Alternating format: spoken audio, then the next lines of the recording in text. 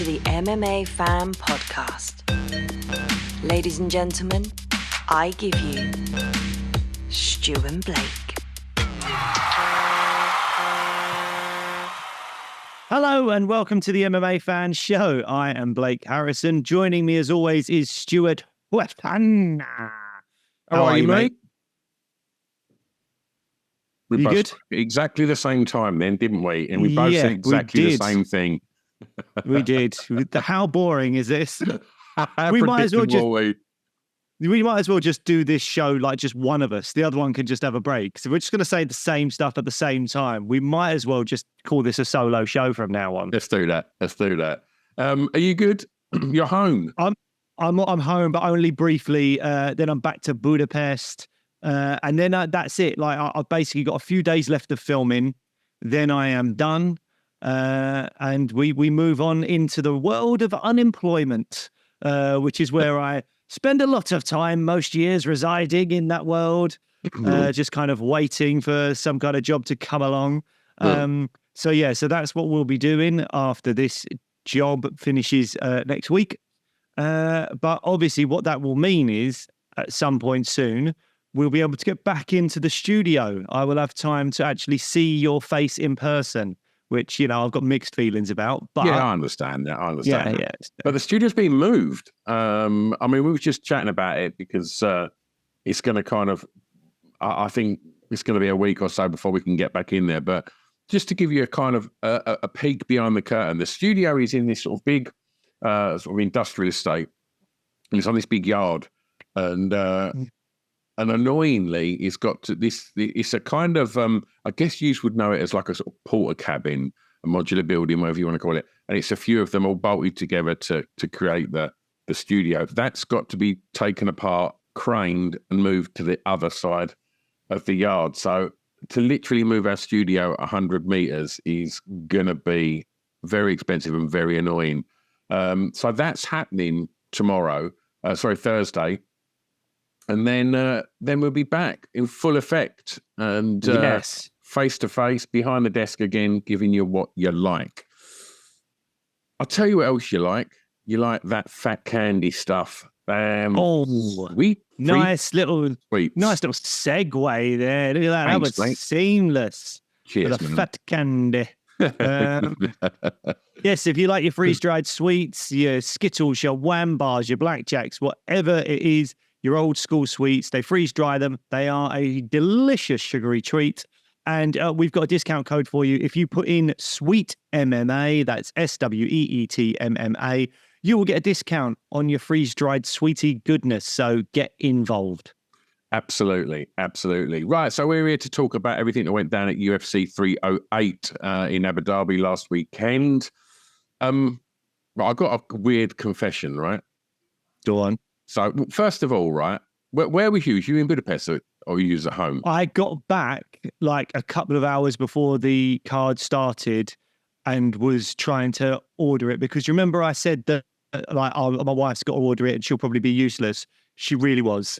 She was like, do I do it on the app? Do I do it on this? I was like, no, I want it on the TV so I can like record it, rewind it, whatever it is. And basically she was like, there's something wrong with the internet. It's saying that it's not working. I was like, oh, for God's sake. So I got home and I was like fearing the worst. Like this isn't going to work. Went onto the channel on TNT. Balls as well, isn't it? Yeah, absolutely. For sure. She's very lucky. But I went onto the channel with the pay-per-view and it just said, oh, there's something wrong with your connection between the router and something else. I literally just grabbed the box, not even pushed in a wire, just like barely touched it. The screen came on. I ordered it. It was fine. I was like, you couldn't just do that. But I got it. It was all good, sorted. My brother-in-law was over with his partner and I'd not met the partner before. And I was like, I'm really sorry. You've just met me and you're about to watch 6 hours of UFC. So that's happening. There's no way around it. I'm very, very sorry. That's happening. But I think she was good. We were saying that like she was enjoying like the first kind of like 4 fights of it. And then after that, I think she sort of checked out. Because, if you're not really into it, 6 hours of violence is quite a lot, isn't it? Yeah, just a bit. Yeah. Yeah. And we all watched together, all 4 of us, me, my wife, brother-in-law and his partner, the Rebetsky-Urabai fight, which was insane, blood everywhere. All my wife kept talking about was like, do they clean them out afterwards? Do they clean it? I'm like, not really. That blood's going to be no time. She's like, that's so unhygienic. Like, you got a point. You have got a point. Yeah. Well, my experience of UFC 308 involves family as well. So I don't know if you remember when you told me last week on the pre-show that it was on at a normal time. Yeah. I explained that I had my brother-in-law and his wife over and some friends coming over and said, I'm going to have to jog them on and try and watch it as soon as like we get in from being out. Knowing full well that my brother-in-law and my sister-in-law would never listen to this show. They're not fans of the sport. They turn up on Saturday. Their best friend, who lives in Norfolk, is a huge listener of this show. He's then nudged them and gone, you're going to see your brother-in-law on Saturday. He's jogging you on to watch UFC. And I'm like, oh, no. Oh, no. Oh, no. Sean, mate, you've grasped me up majorly. So that went down. So did they linger for extra long? Like that? Oh, they were if like, that was like an episode of Frasier or something, they would have known, but not said anything to you, but just like found any excuse to stay a little bit longer. Oh, let's just have a nightcap. Oh, what's this? Oh, we could just do that. Oh, have you ever been here? Yeah, I think because I decided that what I was going to do, because this has been booked in for a long time. It was all going to go out on Saturday night. Obviously, I've moved house, so we're all going to go out in the town and have a really nice evening, loads of us. And then I realised it was on that evening. So any pubs that we went in, I was getting someone to go in first to check that it wasn't on the screens. I thought, I can't go in now. I thought I'd have to like literally throw my phone in the river and I'll get up Sunday morning and watch it once they'd gone home. And so we go out, have breakfast, they go home, and then I've got the rest of the day to sit down and watch UFC 308. How do you watch UFC 308 on Sunday? You tell me. Do you not just have to order the pay-per-view anyway and it comes on? Whereabouts? On TNT Sport? No, you can't do it. Well, you should have ordered it beforehand, I guess. Yeah, again, got that bit wrong. But yeah, I thought I'll just get it Sunday and just pay for it and watch it. You can't. There's nowhere on TNT Sport to order it on the Sunday. And I'm like, oh my God, I can't watch it. So I go on the Discovery Plus. I'm thinking, have they uploaded it on there yet? Of course not. Then I'm on like Fight Pass. Yes, I've watched the prelims. So I'm like, how the hell do I watch the main card? I have literally watched the main card in dribs and drabs on YouTube. Oh, no, mate. It's painful because the ones that put it up generally have weird camera angles. I don't know if it's to get around some kind of issues within copyright and stuff. So, I've since seen the two main fights. I found really good. I'm not going to shout them out on YouTube that you can watch them on. You're not going to grass them up like your mate from Norfolk grassed you up. Yeah. Yeah, exactly. So, I was absolutely livid. I mean, that's what happens when you tell you're going to jog your family on. It comes back to bite you. So, wow. Well, I'd sat down, I've made myself a big cup of tea, got some biscuits. I was so excited. And I was like, oh, no. Well, my brother-in-law does listen to this show every now and again. So, Niall, if you're listening, hello. So let's get on with it then. Let's get on. So, I mean, Topuria Holloway, it's just starting from the beginning, he looked so calm. He was winking at the camera. He was enjoying himself. He looked so relaxed. And even Lon Murphy has been interviewed and he kind of like, you've seen that where they were kind of like sharing a dressing room briefly. And he was like, that guy was like counting his money already. Like he was so chilled, so relaxed, laughing and joking. Like this guy's special. This guy is really, really, really special. Again, he said in the pre-fight chats that he was going to point to the ground within the first 10 seconds. He did it. I have to say there is a caveat with that, though, that like Max Holloway pointed to the ground when he'd already won the fight with 10 seconds to go, go on then. I'll give you one last chance to win this because we both know I've won. Yeah. And he did that against Ricardo Lamas. He did that against Justin Gaethje. And I think he's probably done it other times as well. I can't think off the top of my head. But that's what the BMF does. Not in the first 10 seconds when you're the power puncher. So I don't want to give Topuria too much credit for that. Yes, he did do it after saying he would do it. And you've got to give him some credit. It's fun, right?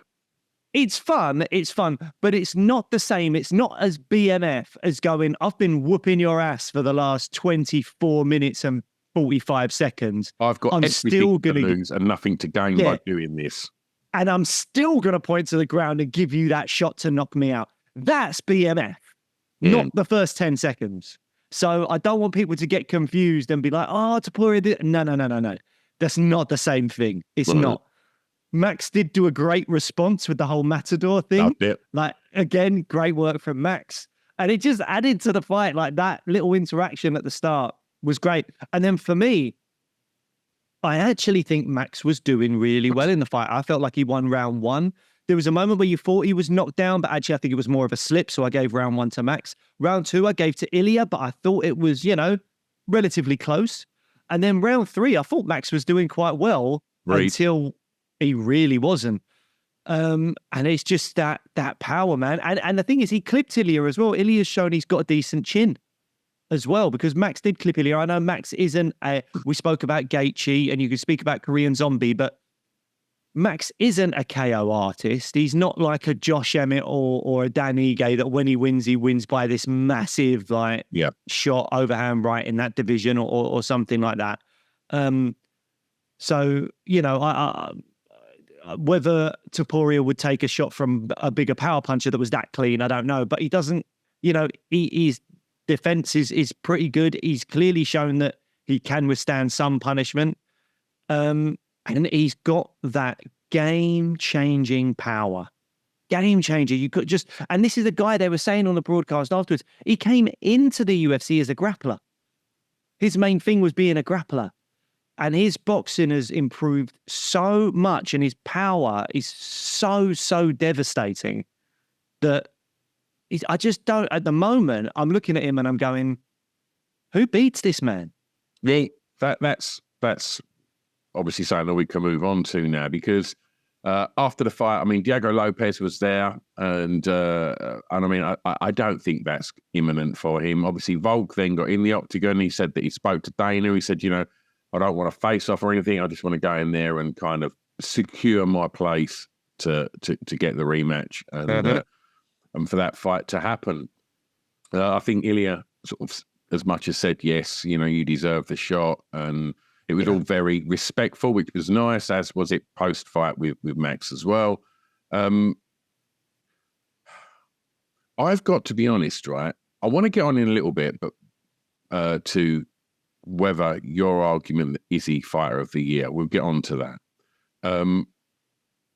Now, we love Volk, right? He's been on this show several times. He's everyone loves Volk. It's not just us, is it? He's the people's champ. Everyone loves him. How does Alexander Volkanovski beat Ilia Topuria? Like, looking at what he's done there, he took out Volk.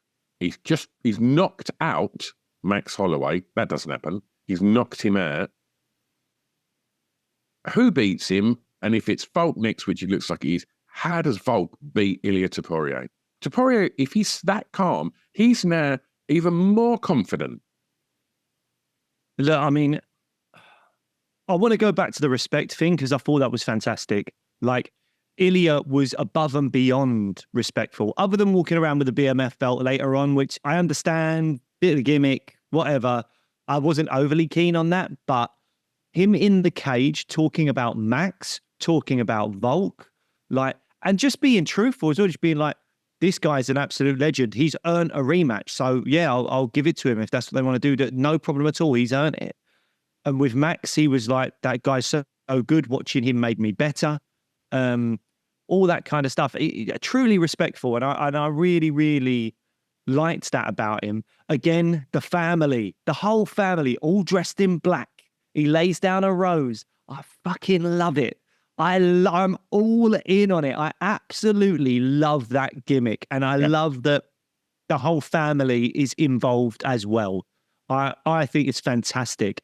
It's got a real Godfather, Spanish mafia type vibe about it. And I'm just all here. I'm here for it. I love it. I love it all.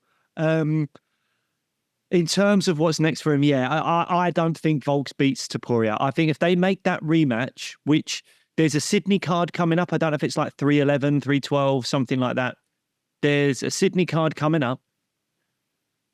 Topuria maybe could turn around quick, but only if he wants to. Does he want to go and beat Volk in Sydney? I don't know. He clearly wants to do a Spain show, but that's being a bit tricky. Dana's constantly shooting down questions about it. Like, we're trying, the arenas are booked, mate. I don't want to do a stadium, blah, blah, blah.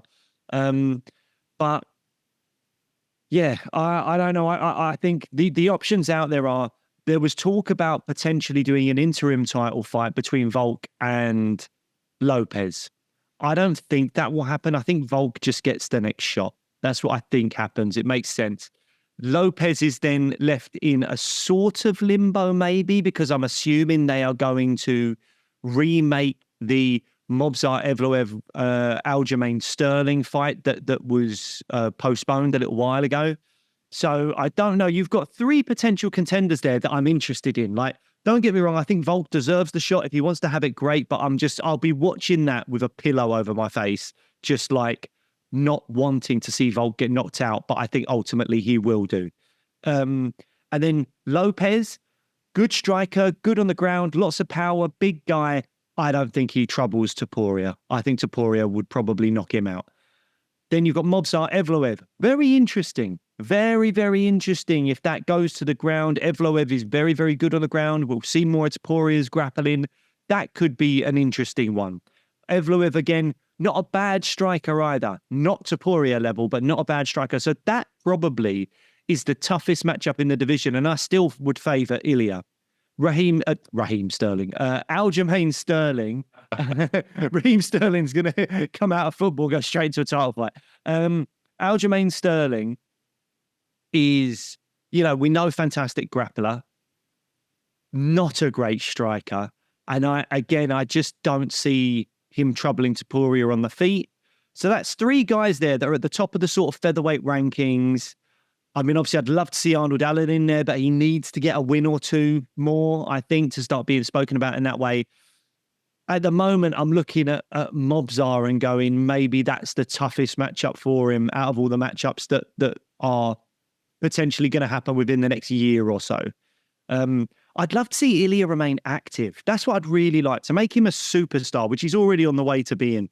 I'd love to see him fight at least 3 times a year. That's the thing I would love, especially if he's getting quick knockouts for people. 3 fights a year would be great for Ilya. He's young. He could earn that money. He should recover quicker.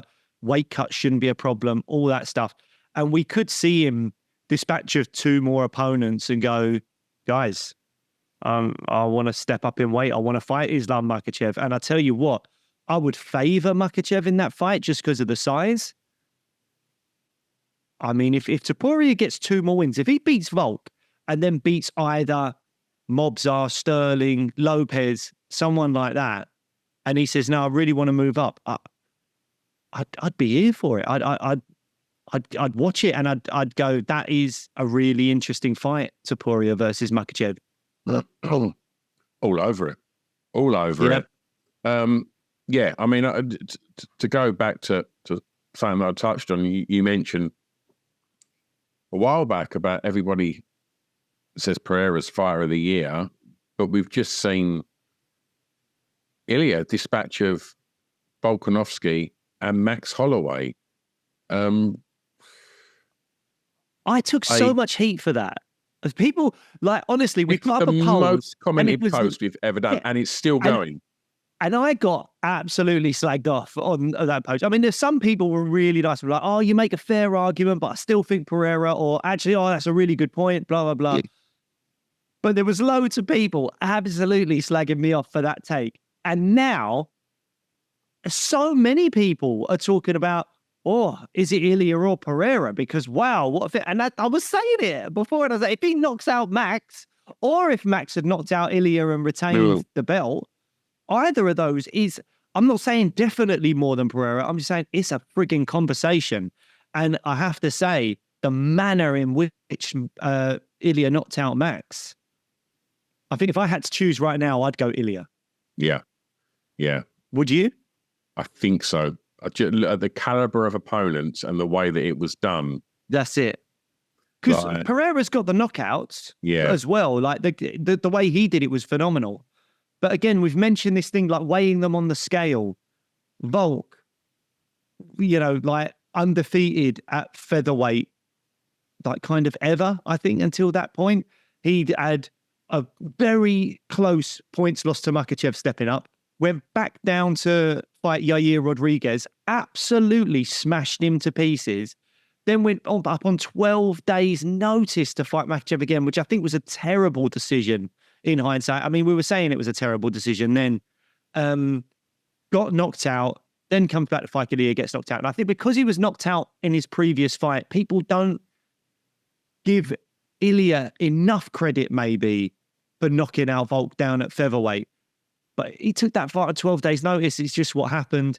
But for Ilya, from his perspective, to knock out Volk and then knock out Max, the unknockoutable guy, never been knocked out before, granite chin, we've all talked about it, and looked the best he's maybe ever looked with some of his wins at featherweight and then knocking out Gaethje up at lightweight. To me, that just weighs heavier on the scale than beating Jamal Hill, which, fair enough, Jamal Hill, whatever. But then Yuri Prochazka for the second time. Wasn't the first time. The second time. He was already the favourite to win that fight by quite a long way, I think, because of the first knockout. And second fight, he did him. You could argue that Prochazka maybe didn't earn it because he only had one win against Rakic in a fight that he was dominated in until he won it after losing the belt. And then Khalil Roundtree, ranked 8th or whatever he was, definitely didn't deserve it. The UFC put it on because it was fun. Ankalaev should have had that shot. There's just the scales they're not weighing the same. For me, Volk and Max weighs more. Yeah, I couldn't agree more now. Right, so should we move on to what went down in the middleweight division? Well, I think before we do, we should talk about Max a little bit and just go, what is next for Max? He said, did he not say something about, did he say January or something like that? I'm sure he said he... I didn't listen to his press conference. I've seen a little clip on social media that someone mentioned, oh, would you go up to lightweight? And he said, oh, lightweight looks good. Yeah. I mean, he looked quite upset, understandably. I love the idea of this BMF tournament. I don't think the UFC would do it. I don't know if there's many commissions that would do a one-night tournament there, but I think even if they didn't do fights in one night, they've got fights that they could make over X amount of events. I don't know. I just think, you think it'd be run, in one evening? There'd be like... I mean, that would be truly BMF.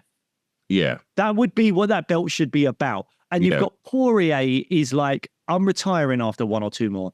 Max probably doesn't have loads of time left, but he might do. You never know. Dan Hooker, great fun, but he's probably getting on a bit now as well. Charles Oliveira's been there, done it, getting on a bit as well. I think that would probably be my 4. You could throw in Michael Chandler, who again, old, but it's not really, I don't really want Michael Chandler in there. There's Justin Gaethje as well you could have in there, former BMF champion, but because he got done by Max, I don't know. Do you know what? You could throw in Gaethje in there. I don't know. You could have an alternate fight or something. I don't know. I would love to see that all happen in one night because that's what the BMF would all be about. But you're right. Maybe it would be a case that the purses you're paying out on that night would be too big maybe. I don't know. But even if they did, look, we're going to do a tournament, but it is going to happen over 6 months or whatever it is. You know, we're going to do one in January, 2 semifinals in January, and then the final in June or whatever it is, or International Fight Week. That would still be pretty great. And I would love to see Max. I like him having a belt over his shoulder. He's Max Holloway. I love to see him having a belt over his shoulder. And there's still until someone takes that belt from him, and I don't count the Ilya win as taking the BMF belt from him, despite Ilya walking around with it now. Until someone takes that belt from him, I like to see that belt over Max's shoulder. I think he's earned it. I think he's truly BMF. The manner in which he won it, the point to the ground with the last 10 seconds, as we've already covered.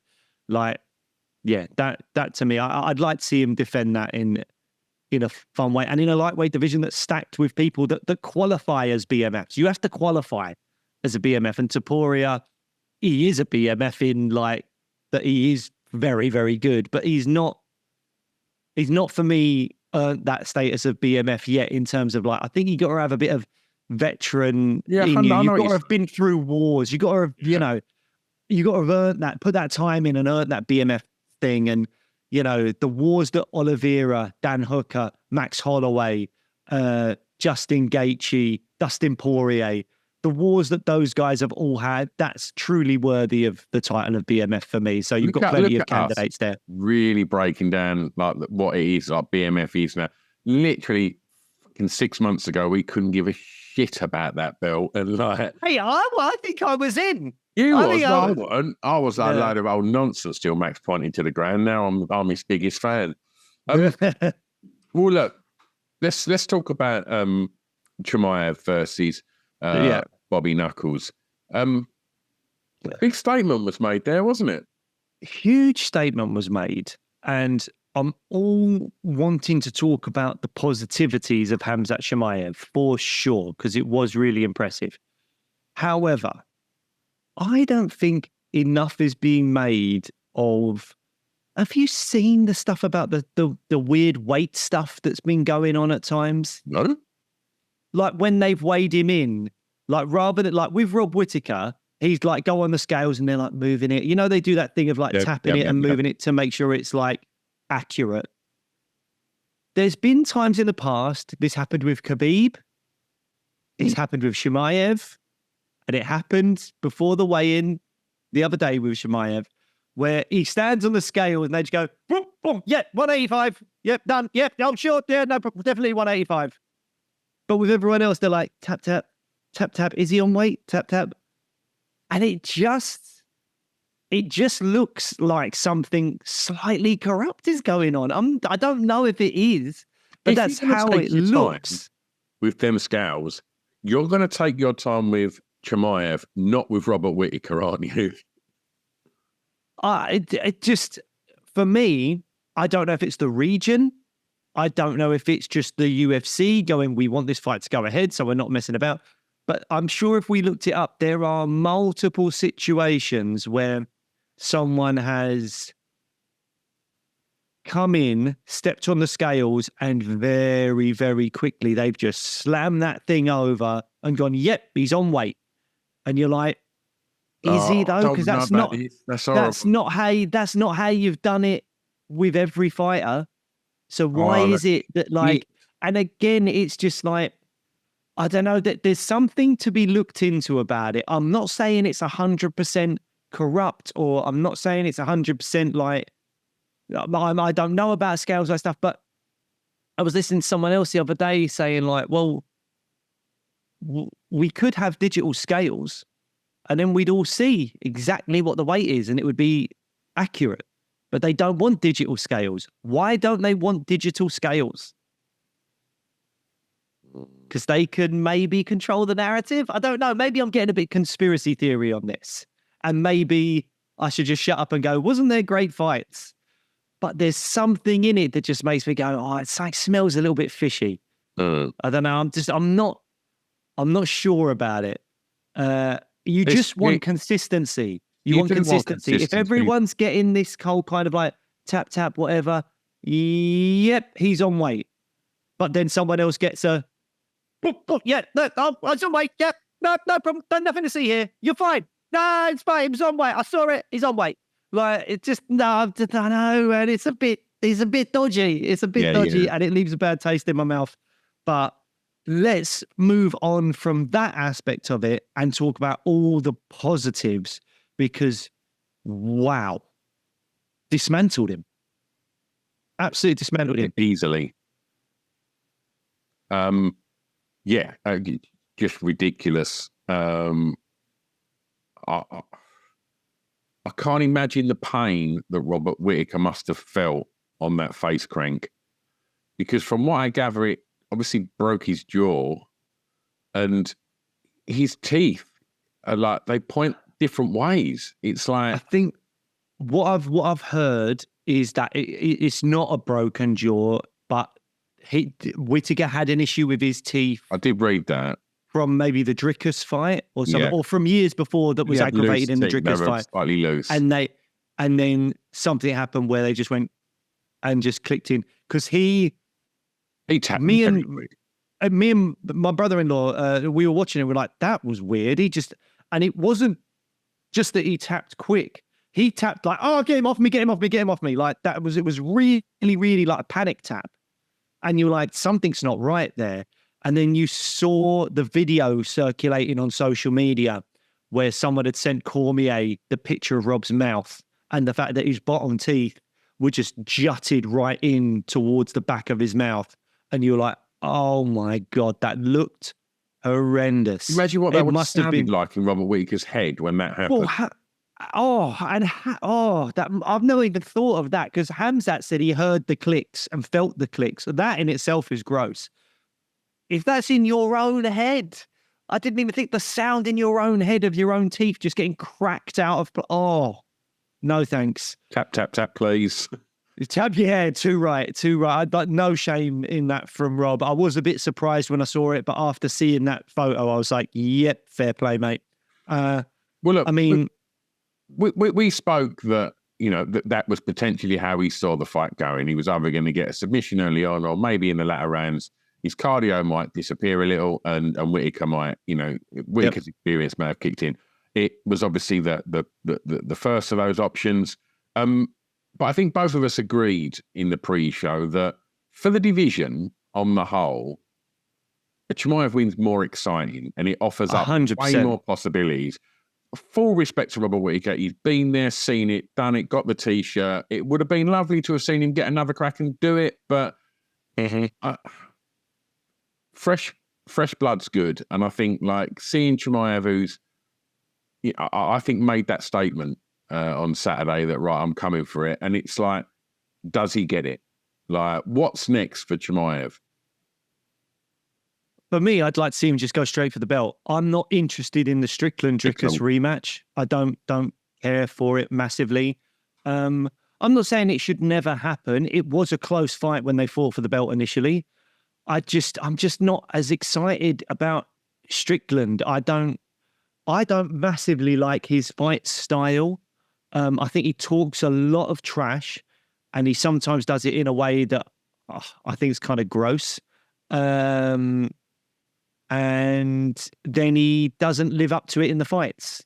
You know, he's not a, come on then, let's go out there and kill each other. And no. It's like, no, when you go in and fight, you're not like that. You're teep jab. And so I don't know. I'm just not, you wait till maybe the last 10 seconds of the fight and then you're running at someone. But yeah, I don't know.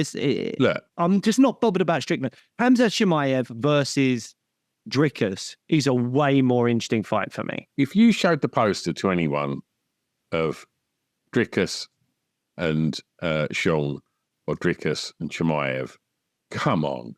Yeah. I think so. There's a fight that everyone wants to see. And 100%. It'd be chaos. Make it happen. Do you think anyone can stop him? Like, if I put a list of, let me put this to you. You've got 3 fighters that are going to fight Khamzat Chimaev. You've got Dricus du Plessis, Sean Strickland, and Israel Adesanya. In what order do you put them as like likelihood to win? Like, who's the least likely to beat Chimaev?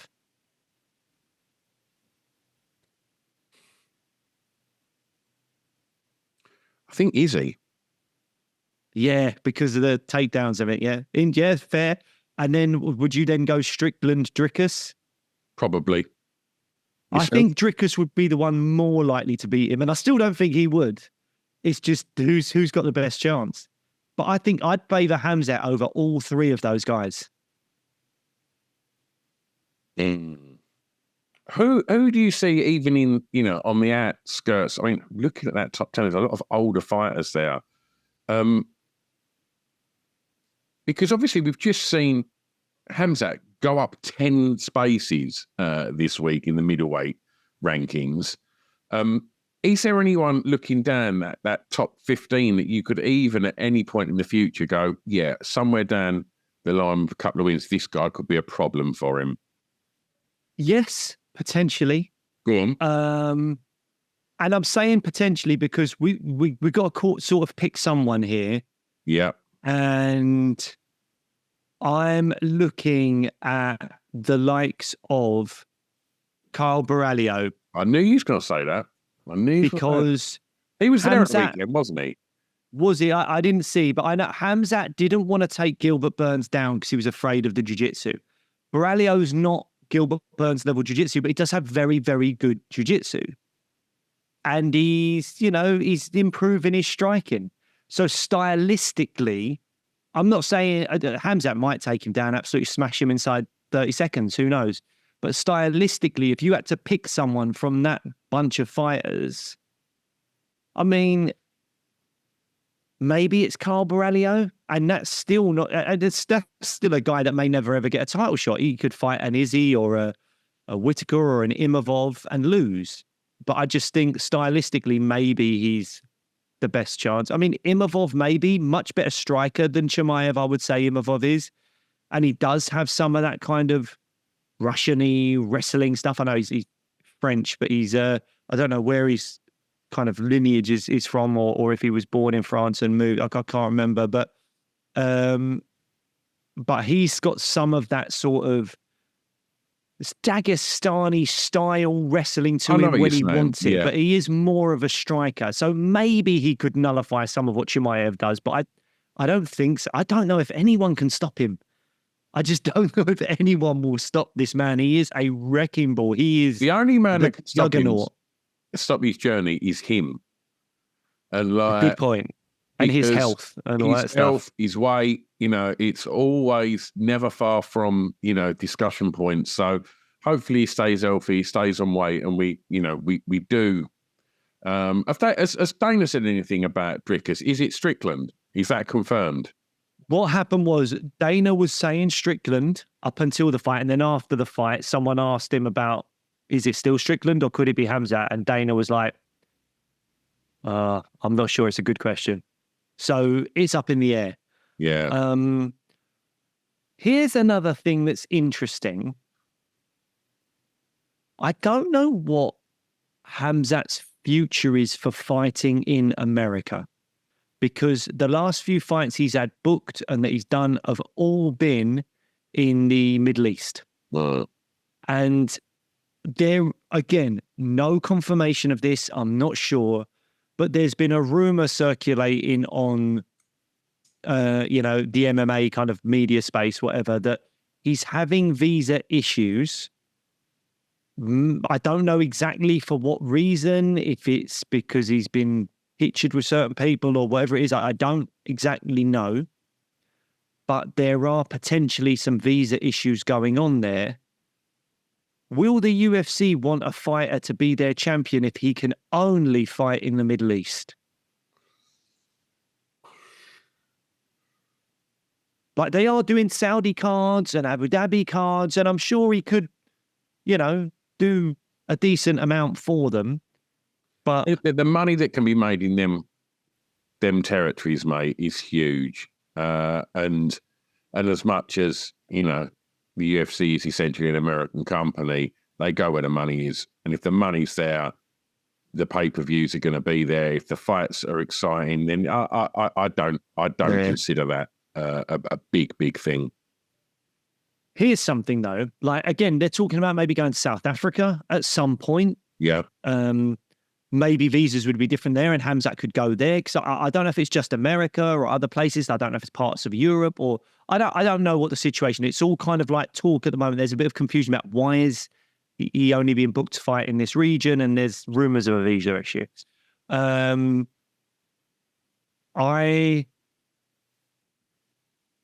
If you're Dricus and someone says to you, "Oh, we want you to fight Khamzat," he's like, "Great, fine, I'll take him on, no problem." But you have to do it in the Middle East.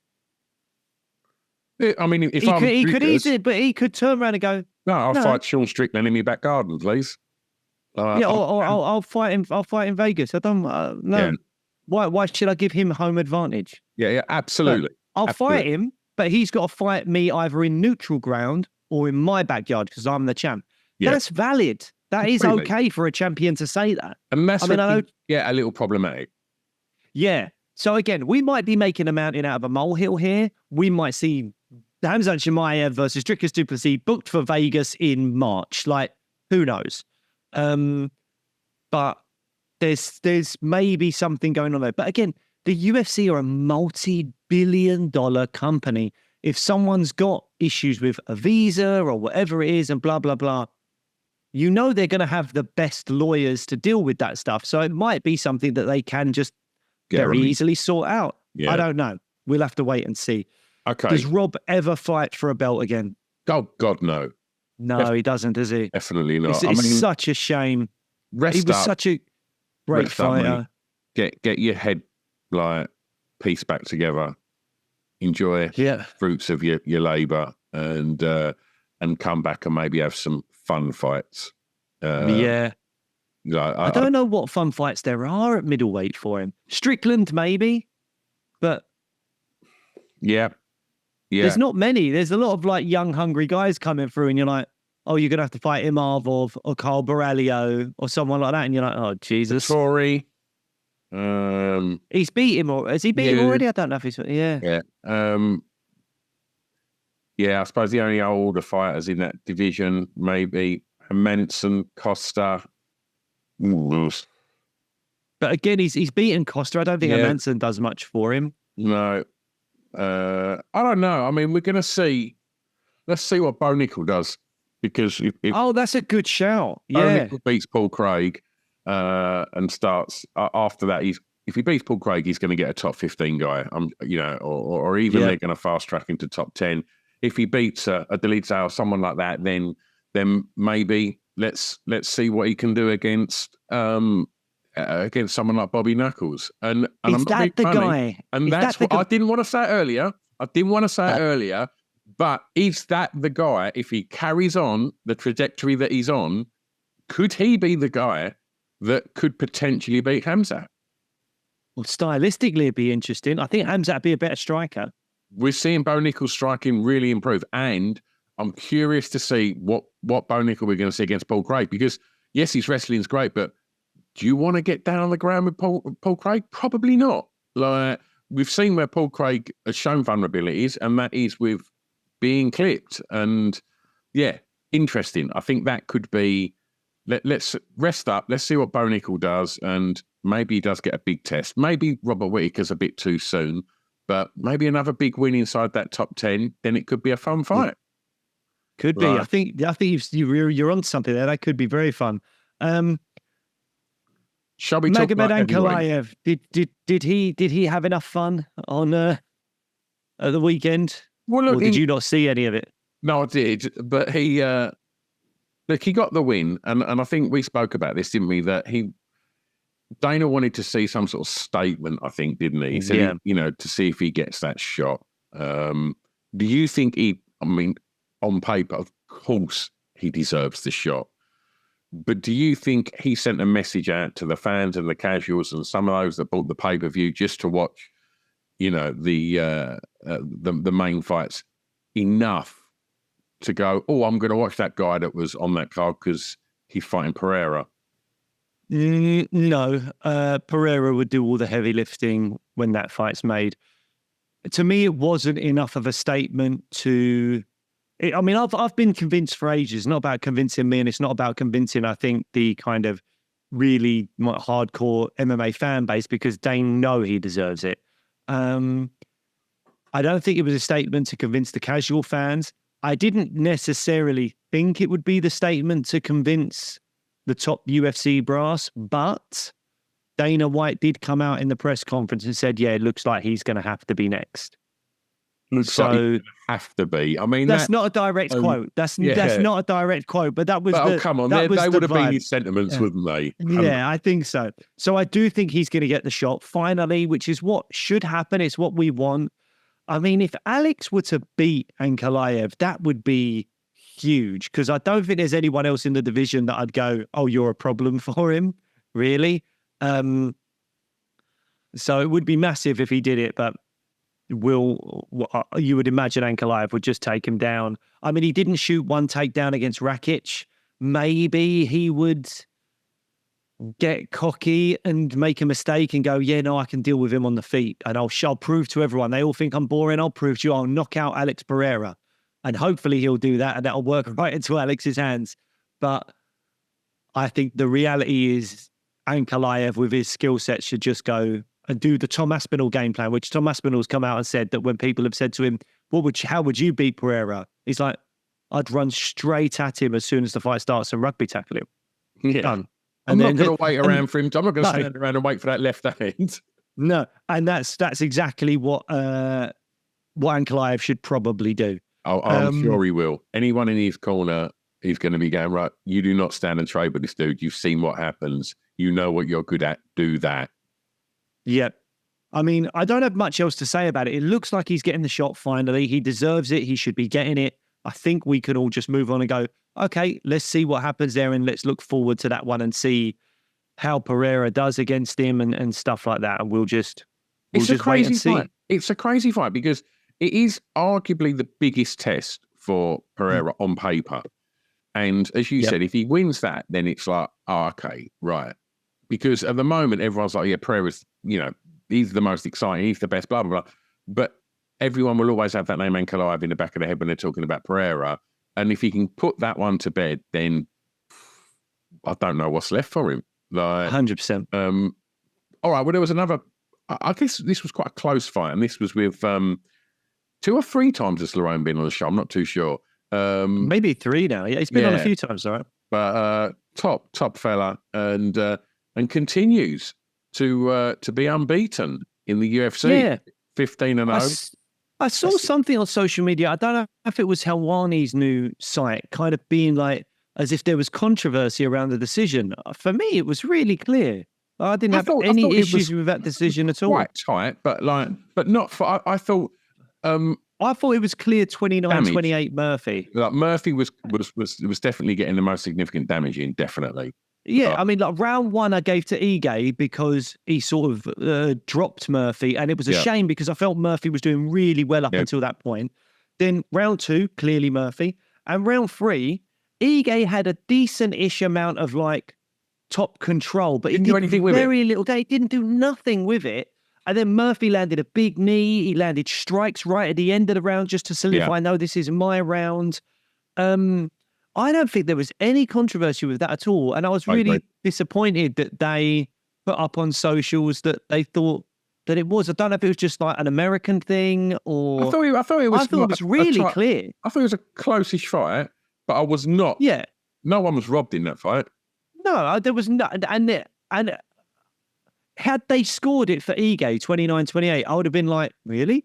Yeah. Like, how? Like, I would have been quite shocked at that, I think, just because Ige did very little damage in that third round. Again, I'm not saying all the rounds weren't close, but they were clear. Round 1, dropped him. Ige's round. Round 2, clearly Murphy. Round 3, as we've just discussed, the damage was all Murphy.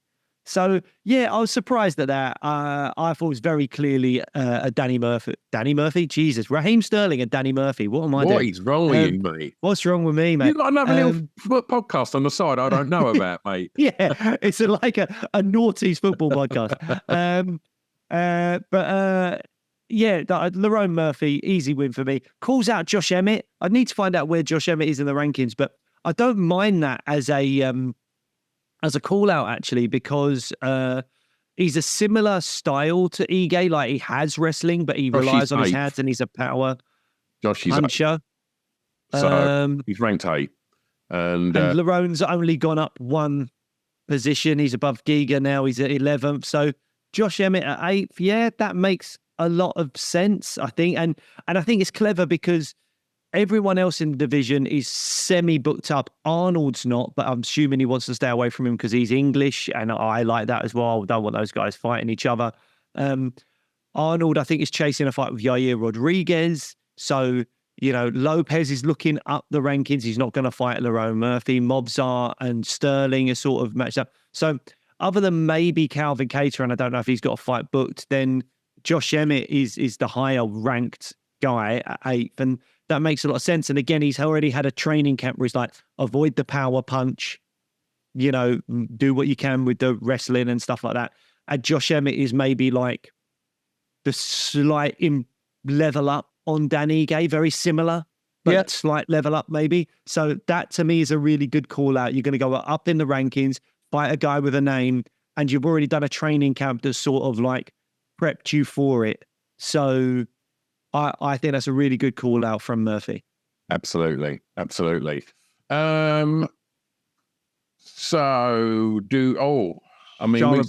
We saw something quite impressive there, didn't we? Double back fist. Spinning back fist. Loved it. When I first saw the clip of that, before I'd watched the fight, it was on my phone, and I thought he'd thrown a back fist and then come back around with an elbow, but it was a double back fist. And double back fist. And I mean, that's the new double rainbow. Double back fist. But that is the sort of thing that he's going to get you at, you know, all the eyes on you, and there's no pun intended there because if he's got one eye. But I mean, you didn't need to say that.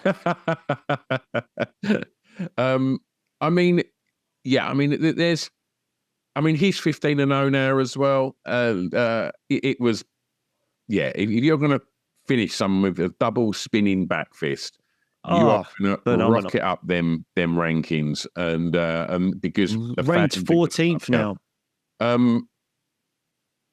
What do you think's next for him? Well, he calls out Izzy. That doesn't make sense to me. And again, Izzy would. I don't know, because again with Shara, because of the eye, I don't think there's a lot of commissions that will let him fight there. I don't know. Has he had all his fights in the Middle East, or has he had a fight in America? I'm trying to think. Yeah, I'm not sure. I'd have to look it up.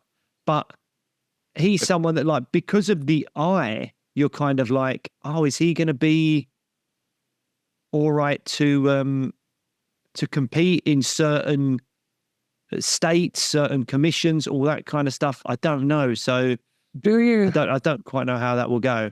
Do you think the UFC are going to match him favorably? Do you think they see him as because he looks like a Bond villain, doesn't he? He looks so exciting, and he looks like something from Street Fighter, and he's throwing Street Fighter moves into it now as well. Yeah. Do you think they're going to go, look, let's not give him, a big wrestler. Let's give him some exciting stand-up fights and watch him really showcase his Muay Thai and stuff. What do you think? I think it would make sense to, and maybe that's why he's gone for Izzy, because he knows that, he wants to try and avoid. That's a ridiculously big jump, like to literally look above all of them people in between him and Izzy. That's you are stepping over some fantastic fighters there. But maybe your Brendan Allens and that are people that, you think, oh, I don't really fancy that. I don't know. He's, again, Vettori, is that a good fight for him? I mean, Vettori could take him down is the thing. Well, anyone can take him down, can't they? But, like, everybody's got a bit of grand game about him. But, you don't want to give him a Brendan Allen. That's what I'm saying. I think, like, I don't know. I mean, I'd like to see him fight Michel Pereira, but technically he is behind him in the rankings. Now, when I've looked it up, I do think he's had 4 fights in the UFC, and he's either been in Abu Dhabi or Saudi Arabia. Okay. So I wonder if there's a situation there where certain commissions won't allow him to fight because of the eye. Understandable. So yeah, I guess it is, but he's showing that he can do it. So you know, but yes, so I don't know with regards to that. I'd love to see him fight Michel Pereira because I think that'd be such a fun fight. But I can understand that the UFC might want to throw him up the rankings and that he will want to just go up the rankings. So I don't know. I mean, if Izzy wants to come back soon and he's happy to fight in the Middle East, it's probably a good fight for Izzy. No. You don't think? No. So why risk that? What's the risk about it, though? Yeah. Like, every fight's a risk, obviously. Yeah, I know, but you don't want to lose to the guy that's ranked 14th. Like, no, you need to when you've got your eyes on the prize still, and it's like, yeah, but let's see. He's on a 2-fight losing streak, is he? He's going to have to kind of like have an element of, all right, I'm going to have to try and I should try and aim to get a win here. Let's look at some of the fights. Strickland maybe makes sense, but Strickland might be fighting for the belt yet next. I think they're going to give Khamzat Chimaev. Do you want to fight Khamzat Chimaev? They're going to give Chimaev Dricus, and I think you make Izzy Strickland. Well, okay, sure, but that may not happen. Again, the UFC might be looking at, is Khamzat available to fight in the US and all this kind of stuff. Dricus might go, nah, I'm happy to fight Strickland because I don't want to fight somewhere where I just want to fight where I want to fight, and who knows how that's going to go. So you might get Strickland Dricus. Let's say you do. Do you want to fight Chimaev next? No. Do you want Chimaev as a UFC to fight Izzy next? No, you want him just fighting for the belt either next up or after the Strickland Dricus fight. You're not going to fight Rob Whittaker. You beat him twice. Nasruddin Imavov, good striker and can take you down. Kyle Borralho, he's called for Adesanya. Do you want to fight the guy that's ranked 6th? And he's someone that's got very, very, very good jiu-jitsu. Vettori you've beat. Cannonier you've beat. Brendan Allen coming off a loss and a guy that will try and take you down? No. Delide, what's in that? Paulo Costa you've beat. Jack Hermanson, what's in that? Fluffy Hernandez, I mean, again, you're now fighting the 13th ranked guy, and he is someone that will try and take you down. Why not fight Shamagomedov? I'm making things make sense, Blake. Just like it would be. I'm not saying it wouldn't be strange. It would be weird to go, Israel Adesanya is fighting the number 14th ranked guy. That is super weird. But if you're in Izzy's camp, maybe you're going, look, this is only going to be a striking battle. We don't have to worry about a single takedown on this fight. It's only going to be a striking battle. This guy's probably, again, I'd have to look at his record, but he's probably never been past like a 3rd round or something like that. Let's see you fight him in a 5-round fight, either a 5-round co-main event or whatever. And yeah, just give that a go. I think there's something in that as something that Izzy might go, all right then. And I think he likes that. I mean, even just the way Shamagomedov looks, because Izzy loves anime and all that kind of stuff. Yeah. Maybe he's going to be like, oh, this is the villain I need. Yeah. I can see him that being the thing for Izzy. I'm just trying to look up Shara's record now. My computer's been incredibly slow. But just to see how many kind of decisions or 5-round fights or something like that he's been to. I mean, there's a few decisions, a lot of modified rules MMA. I don't know what that means. But there's a few decisions, but are they 3-round fights or 5-round fights? 3-round fight. I think so. He has been to the 3rd round. And then he's had these weird fights where there's like 30-second ground limit and all this kind of weird stuff. And we saw it in the first... Izzy, that's going to top the card, and that could be 5 rounds. Well, I don't think Izzy would fight any less than 5 rounds, really. I think, he could be on a title card and Izzy's the co-main event. And we've seen with the Robert Whittaker-Hamzat fight, as much as we didn't need more than one round, the UFC now are doing 5-round co-main events on big cards if they've got stars in those fights. Okay. Right. We've been going over an hour now. What other fights did you want to sort of touch on, mate? I just realising my computer's about to lose battery. RDA, Jeff Neal. That was a shame that it ended the way it did for RDA. Obviously, he got that knee popped or whatever, but it did look like that fight was only going in one direction. I know that's, maybe unfair to say it didn't last very long, but I do think Neal maybe had the power and speed advantage. He definitely had the advantage in the striking. RDA, tough guy, could maybe have come back and changed the course of the fight, but we'll never know. And I don't feel like I was robbed of anything by that knee going out. RDA, yeah. he's ticked all the boxes. I think, I don't know. I never get excited when RDA's fighting there. And no. And Jeff Neal, it was his fight that I just couldn't really understand why they made it. But I take it you want to talk a little on the Rebecki fight. Rebecki and Urabai fight of the night. We were saying in the previous episode that these guys are fighters to watch, and Urabai, there was a bit of hype around him. That eye shut bad in that first round from a big left hook from Rebecki. Fantastic fight. I mean, there was blood everywhere, but they were painting the canvas with blood. Unfortunately, the big cut for Rebecki came from a head clash, which was really unfortunate. But, I mean, it was just two guys deserving of fight of the night. Really, really good scrap. Split decision for Rebecki. Great win. As I say, I just got down here like, what a fight. I just absolutely loved it. So we need to give those guys their props. Urabai takes, I think, his first loss in the UFC. Could come back. That division is such an absolute shark tank. It is a really, really, really tough division. Even the guys ranked 20 to 30 are really fantastic fighters, which you wouldn't get in certain other divisions. So both of these guys could still make a run at the top 15 and do really good things going forward.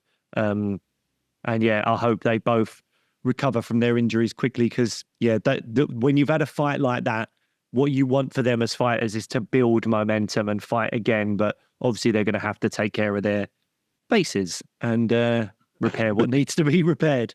Absolutely.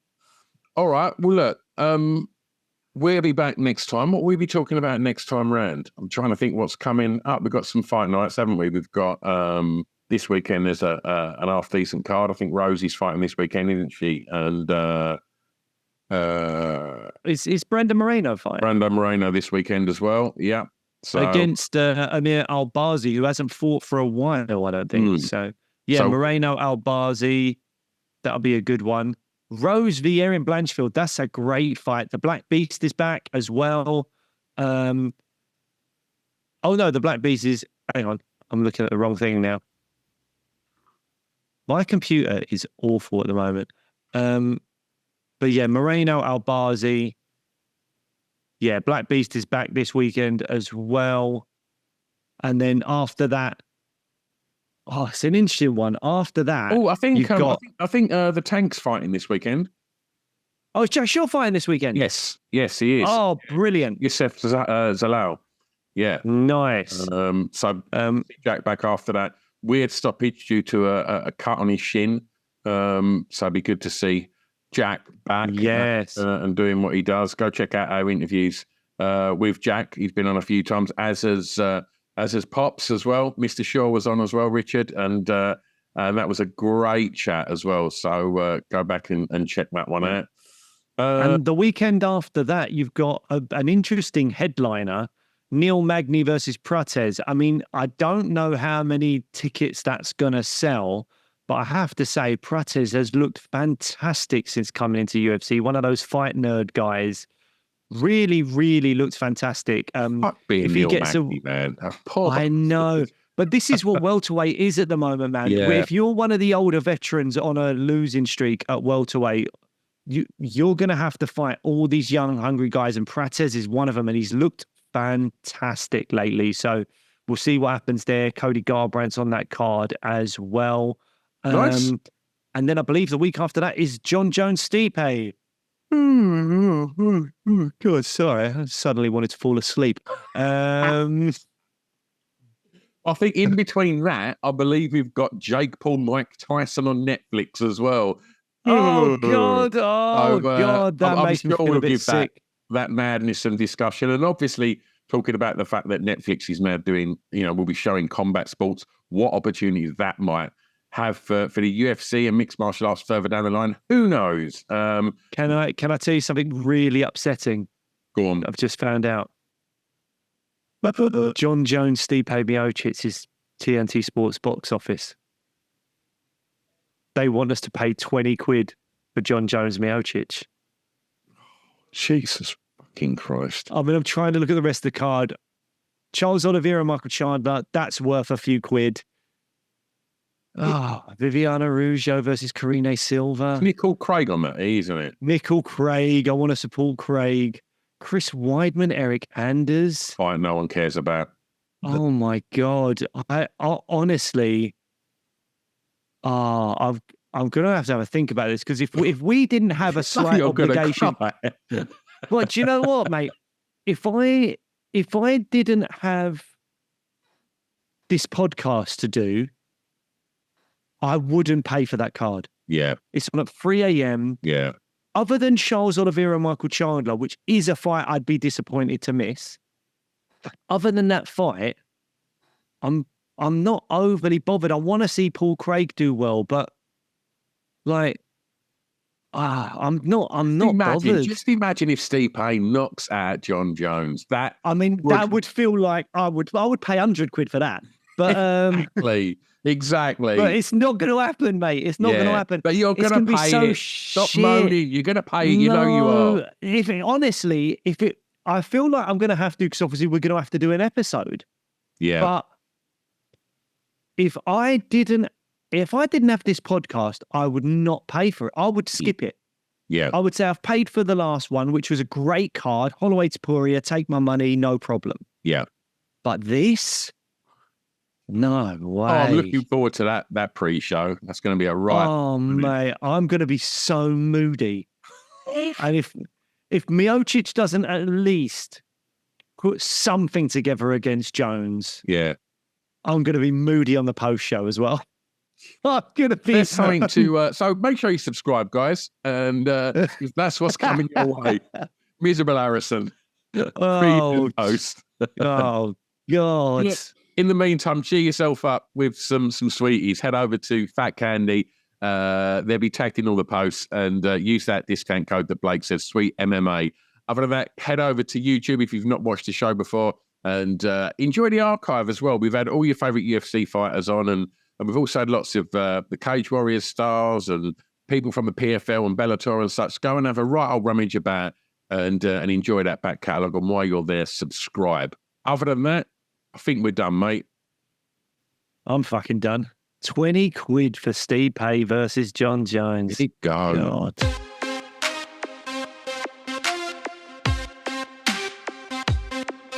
Welcome to the MMA Fan Podcast.